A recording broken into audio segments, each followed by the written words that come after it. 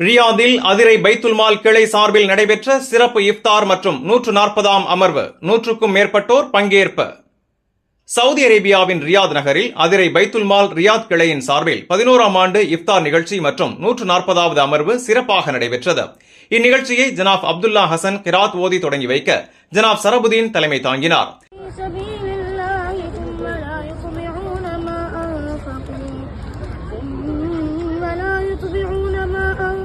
இந்நிகழ்ச்சியின் சிறப்பு விருந்தினராக அல் அபீர் மெடிக்கல் சென்டரில் பணிபுரியும் டாக்டர் அலி அப்துல் ஜலீல் அவர்கள் கலந்து கொண்டார்.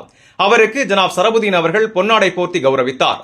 முன்னதாக சகோதரர் சாதிக் அகமது அவர்கள் வரவேற்புரை வழங்க சிறப்புரையாக ஜகாத்தின் முக்கியத்துவம் பற்றி ஜனாப் அகமது மசூத் அவர்கள் விளக்கினார்.